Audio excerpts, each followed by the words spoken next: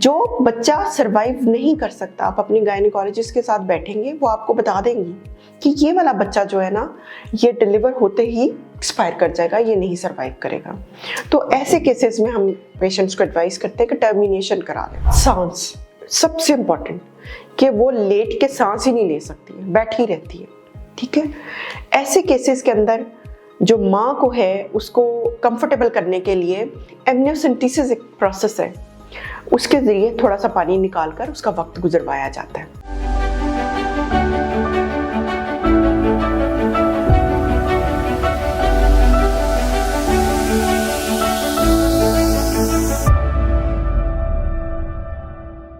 अस्सलाम वालेकुम, मेरा नाम डॉक्टर तंजीला रहमान है और मैं कंसल्टेंट ऑब्स्टेट्रिशियन एंड गायनेकोलॉजिस्ट हूँ। आज एक इम्पॉर्टेंट मौजू के बारे में बात करने लगे हैं कि बच्चे के गिर्द जो पानी होता है, अगर वो अपनी दी गई तनासुब से ज़्यादा हो जाए तो उसकी क्या कॉम्प्लिकेशन हो जाती हैं और ये होता ही क्यों है, और अगर हो जाए तो इसका हल क्या हो सकता है और इसकी कॉम्प्लिकेशन से बचा कैसे जा सकता है। इस कंडीशन को हम डॉक्टर्स अपनी ज़ुबान में पॉलीहाइड्रोमनियोस कहते हैं, और जो आम पॉपुलेशन है हमारी वो इसको ये कहती है कि बच्चे का पानी का ज़्यादा हो जाना। जो नॉर्मल मिकदार है एमनियोटिक फ्लूइड की या लाइकर की, वो ये होती है कि कम से कम 22 सेंटीमीटर तक हो, ठीक है, 9 to 22 सेंटीमीटर। 9 से नीचे चला जाए तो हम कहते हैं कि मिकदार कम हो गई है, 22 से ऊपर चला जाए तो हम कहते हैं कि पानी की मिकदार जो बच्चे के गिर्द है वो कम हो गई है। इसकी कॉम्प्लिकेशन या इसके बढ़ जाने को समझने के लिए ज़रूरी है कि मैं आपको बताऊं कि अल्लाह मियाँ ने हर चीज़ जो बनाई है ना, उसका कोई मकसद है।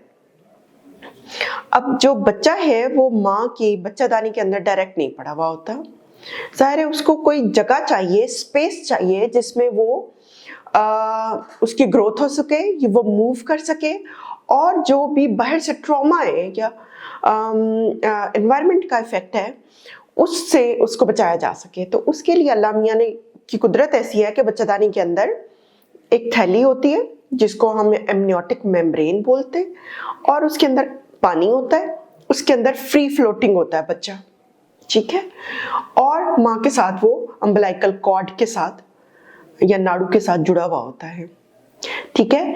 तो ये जो पानी है ये बच्चे को कुशन इफेक्ट देता है, ट्रॉमा से या एक्सटर्नल प्रेशर से या एक्सटर्नल एनवायरनमेंट से उसको बचाता है, ठीक है। बच्चे को मूव करने के लिए स्पेस प्रोवाइड करता है, ठीक है।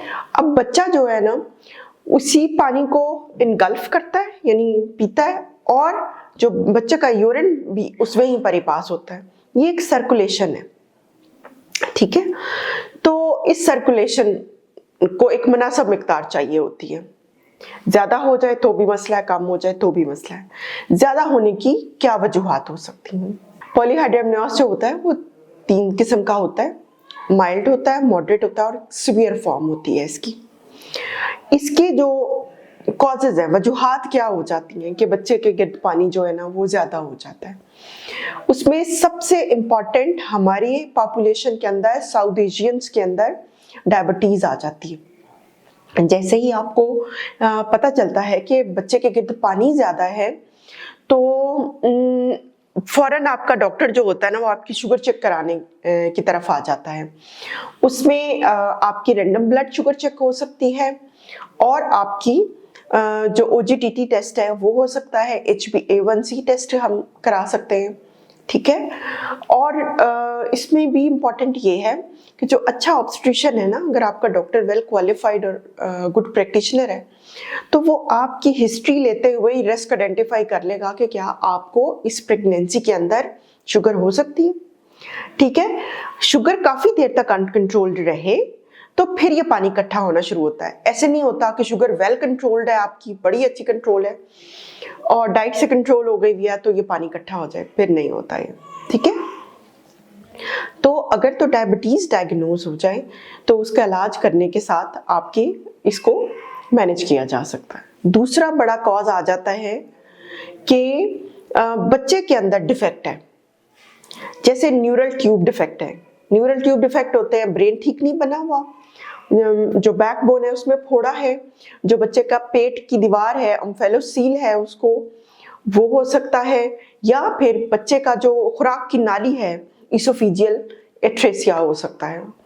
इन सब कंडीशन में बच्चा जो है वो इनगल्फ नहीं कर सकता उस पानी को, सो वो पानी माँ के यूट्रस के अंदर ही रह जाता है, ठीक है, वो बच्चे के अंदर सर्कुलेशन में नहीं आता, जिसकी वजह से ये बढ़ जाता है। फिर कुछ इन्फेक्शंस हैं, जैसे रुबेला है, साइटोमेगालोवायरस इन्फेक्शन है, और भी 2-4 इन्फेक्शन इंपॉर्टेंट हैं जो कि बच्चे के अंदर पानी की मिकदार को ज्यादा कर देते हैं, साथ साथ बच्चे के अंदर डिफेक्ट्स भी करते हैं।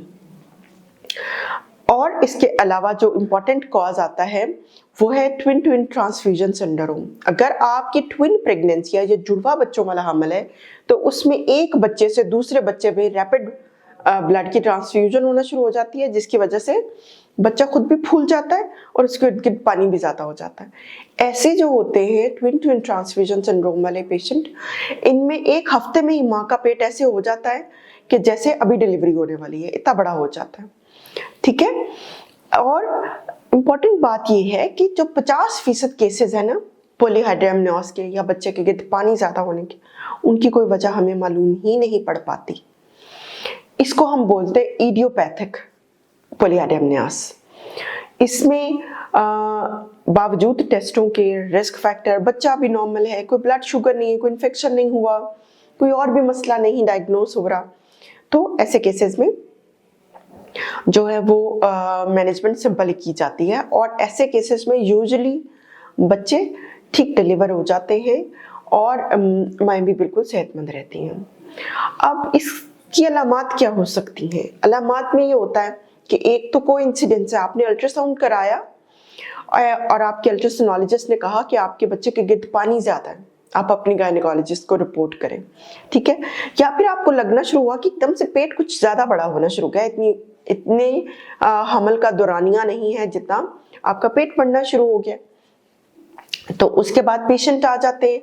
कुछ पेशेंट्स इस सिम्टम के साथ भी आते हैं कि उन्हें मूवमेंट वैसे फील नहीं हो रही होती, ठीक है, क्योंकि बहुत ज्यादा फ्लूइड होता है ना अंदर, तो बेबी जब मूव करता है तो माँ तक सेंसेशन नहीं आती, तो इस प्रेजेंटेशन के साथ भी लोग प्रेजेंट कर जाते हैं। अच्छा, अब करना क्या होता है इसमें अगर पॉलीहाइड्रामनियोस डायग्नोज हो जाए? देखिए, जो पॉलीहाइड्रामनियोस डायग्नोज हो जाए बहुत अर्ली प्रेगनेंसी में, लाइक 20 वीक्स के अराउंड, तो उसमें इंपॉर्टेंट होता है कि आप नॉर्मली एस्टैब्लिश करें कि बच्चे में डिफेक्ट है, क्योंकि शुगर इतनी जल्दी पॉलीहाइड्रामनियोस नहीं करती है, वो थोड़ा टाइम लेती है डेवलप करने में उसको। अगर बच्चे के अंदर डिफेक्ट है तो फिर किस किस्म का डिफेक्ट है, क्या वो करेक्ट हो सकता है डिलीवरी के बाद, या आया वो करेक्ट नहीं हो सकता, तो उसको किस तरह फिर लेकर चलना है। बहुत सारे बच्चों को डिफेक्ट्स ऐसे हैं, जैसे एनेनकेफली के साथ ब्रेन का टिश्यू बना ही नहीं होता, बोन बनी नहीं होती, उसके साथ है, या फिर कमर में फोड़ा है उसके साथ है बच्चा, या 2-3 डिफेक्ट नजर आ गए हैं तो भी सर्वाइवल पॉसिबल नहीं हो पाता। इसोफिजियल एट्रेसिया वाले बच्चे आ गए, वो सर्वाइव कर जाते हैं, उनकी सर्जरी पॉसिबल है, हो जाती है। तो जो बच्चा सर्वाइव नहीं कर सकता, आप अपनी गायनेकोलॉजिस्ट के साथ बैठेंगे, वो आपको बता देंगी कि ये वाला बच्चा जो है ना, ये डिलीवर होते ही एक्सपायर कर जाएगा, ये नहीं सर्वाइव करेगा। तो ऐसे केसेस में हम पेशेंट्स को एडवाइस करते हैं कि टर्मिनेशन करा लें, यानी प्रेगनेंसी को डिसकंटिन्यू करते हैं, डिलीवरी करा लें अपनी, ठीक है। लेकिन जिन पेशेंट्स के बच्चे बच सकते हैं उनको हम कहते हैं कि हम प्रेगनेंसी चलाएंगे, साथ साथ आपके पॉलीहाइड्रामनियोस को भी देखेंगे अंटिल द जो है ना प्रेगनेंसी वो टर्म तक आ जाए या 37 वीक्स तक आ जाए, तो फिर हम डिलीवरी प्लान करेंगे, ठीक है। फिर आता है कि वो पेशेंट्स जो 28 वीक्स के अराउंड आते हैं हमारे पास, या 20s में आते हैं, 24 वीक्स और डायबिटिक होते हैं, उनकी हम डायबिटीज को लेवल्स को कंट्रोल करते हैं, मॉनिटर करते हैं। हर किस्म की जो पॉलीहाइड्रामनियोस है, जब तक वो 32 वीक से पीछे है, 32 हफ्तों से पीछे, तो हम दवाइयां देकर भी ये पानी की मिकदार को कम कर सकते हैं, ठीक है। 32 या 34 वीक्स के बाद नहीं, क्योंकि जो दवाइयां हम देते हैं वो बच्चे के हार्ट के ऊपर फिर अफेक्ट करना शुरू हो जाती हैं। उससे पहले पहले अगर आप रिपोर्ट कर जाते हैं अपने गायनोकोलॉजिस्ट के पास, तो इंडोमेथसिन है वो देकर तो इसकी मिकदार को कम किया जा सकता है, वजह जो मर्जी हो इसकी, ठीक है। तो इसके बाद जो प्रेगनेंसीज रिपोर्ट करती हैं जो बिल्कुल टर्म के करीब होती हैं, उनकी भी हम डिलीवरी फौरन प्लान कर लेते हैं, ठीक है। अब इसमें आता है कि पॉलीहाइड्रोमनियोस में बच्चे को या माँ को रिस्क क्या है।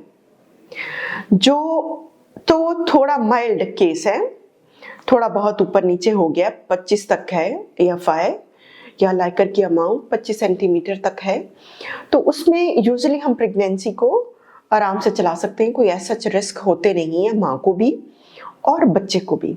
लेकिन वंस ये 25 से ऊपर चला जाता है, तो क्योंकि बच्चे का वजन भी है, पानी भी ज़रूरत से ज़्यादा है, तो माँ को निज़ामे इंहज़ाम के प्रॉब्लम शुरू हो जाते हैं, यानी हार्ट बर्न बहुत रहना शुरू हो जाता है, तेज़ाबियत, खाना पीना, उठना बैठना, प्रेशर के बड़े सिम्टम्स आना शुरू हो जाते हैं, यूरिन रोक ही नहीं पाता, ठीक है। उसके साथ सांस, सबसे इम्पॉर्टेंट कि वो लेट के सांस ही नहीं ले सकती है, बैठी रहती है, ठीक है। ऐसे केसेस के अंदर जो माँ को है उसको कंफर्टेबल करने के लिए एमनियोसेंटेसिस एक प्रोसेस है, उसके जरिए थोड़ा सा पानी निकालकर उसका वक्त गुजरवाया जाता है, ठीक है। बच्चे को इस ऐसे केसेस में क्या रिस्क हो सकता है। ऐसे केसेस में वक्त से पहले दर्दें लग जाती हैं औरत को, और उसकी डिलीवरी वक्त से पहले हो सकती है बच्चे की। या फिर ये है कि जो एमनियोटिक मेम्ब्रेन्स हैं, बच्चे का पानी एकदम से लीक कर जाए, पानी क्योंकि अंदर भरा हुआ है ना और बच्चा फ्री है, फिक्स नहीं हुआ माँ के पेल्विस के अंदर, तो वो एकदम से रोटेट भी कर सकता है, उसकी पोजीशन चेंज हो जाती है, जैसे गश ऑफ लिक्विड, जैसी मेम्ब्रेन रप्चर करती है ना, ऐसे जैसे बिल्कुल नल खुल गया उसकी तरह पानी निकलता है, जिसके साथ बच्चे की पोजीशन ऑल्टर हो सकती है। हालांकि पहले सर नीचे था, डॉक्टर कह रहा है नॉर्मल डिलीवरी, डॉक्टर तक पहुंचे, बच्चा तो आड़ा हो गया, उल्टा हो गया, ठीक है, ये कॉम्प्लिकेशन हो सकती है। या फिर आवल फट सकती है, क्योंकि एकदम से डिकम्प्रेस होती है यूट्रस, तो आवल फट जाती है। या फिर ऐसे हो सकता है कि जो नाड़ू है वो फ्री फ्लोटिंग होता है, वो एक रस्सी सी बंधी हुई है बच्चे और उसके दरमियान, यूट्रस के दरमियान, वो वाटर के गश के साथ बाहर निकल आती है, इसे हम बोलते हैं कॉर्ड प्रोलैप्स, ठीक है। सो आपको इन चीज़ों के बारे में केयरफुल रहना है। जो डिलीवरी है most of the times operative delivery में शिफ्ट हो जाती है, क्योंकि लाइकर ज्यादा होने की वजह से ना ही तो बच्चे के वेट का पता चल रहा होता है, ना पोजीशन का पता चलता है, पोजीशन फिक्स भी नहीं हो पाती, ठीक है। अब जस्ट इमेजिन करें एक बंदा स्पेस में, इसी तरह ये बच्चा स्पेस में है, कहीं फिक्स नहीं, कोई ग्रेविटी नहीं, कोई फिक्स नहीं हो पाता, तो इसके अंदर कॉम्प्लिकेशन ज़्यादा हो जाती हैं। मोस्ट ऑफ द टाइम्स माँ का सिजेरियन सेक्शन करके ही बच्चे को निकालना पड़ता है। मैं ये सीवियर केसेस का बता रही हूँ, जो माइल्ड केसेस होते हैं वो सेफ एंड साउंड डिलीवर भी हो जाते हैं, उनके अंदर इतने रिस्क नहीं होते। लेकिन अगर माँ के पेल्विस के अंदर भी इश्यूज हैं तो फिर प्रॉब्लम हो सकता है कि माइल्ड केसेस की भी ऑपरेटिव डिलीवरी हो।